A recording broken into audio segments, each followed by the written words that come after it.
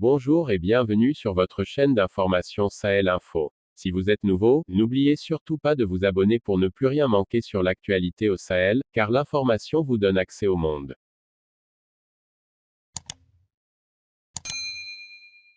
La direction de l'information des relations publiques du Mali, DIRPA, n'a pas tardé à répondre, jeudi, à l'annonce du retrait coordonné des forces Barkhane et Takuba, annoncé plus tôt dans la journée par le président français Emmanuel Macron. Quel est l'acquis que le pays a eu par la présence de la force française Barkhane, s'est interrogé colonel Souleymane Dembélé, directeur de la DIRPA, affirmant que le terrorisme a gangrené pratiquement tout le territoire malien. Dembélé s'exprimait jeudi, lors de la conférence de presse mensuelle organisée à la Direction de l'information et des relations publiques des armées, DIRPA, sur les opérations militaires. La France, ses alliés européens dans Takuba et le Canada avaient annoncé, peu avant, un « retrait coordonné » du Mali. Certainement vous allez me poser la question: si Barkhane et Takuba partent, qu'adviendra de votre pays? Si on fait une rétrospective de la présence de ces forces sur le terrain, je pense que Barkhane est venu en janvier 2013, de janvier 2013 à nos jours, vous voyez un peu ce qui a été fait. Quel acquis le pays a eu par la présence de la force française Barkhane, a laissé entendre Dembélé.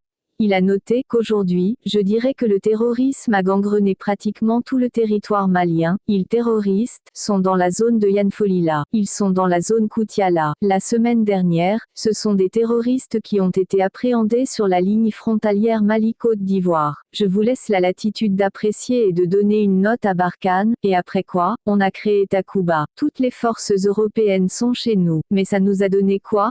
Ça m'amène à vous dire que personne ne fera ce Mali à notre place. Il faut qu'on se le dise avant d'inviter les journalistes à éviter de monter la pression sur la population, de créer la peur au sein de cette population qui ne pense qu'à vivre normalement, à vaquer correctement à ses obligations, à scolariser les enfants, à avoir un revenu journalier ou mensuel, explique-t-il.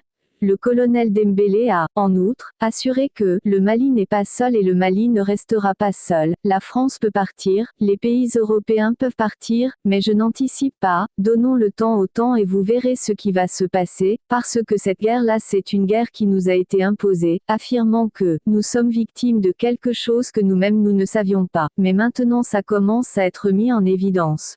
Pour rappel, les opérations de retrait vont être planifiées sur les 4 à 6 prochains mois, en bonne intelligence avec les armées maliennes, avait souligné le président français Emmanuel Macron, jeudi.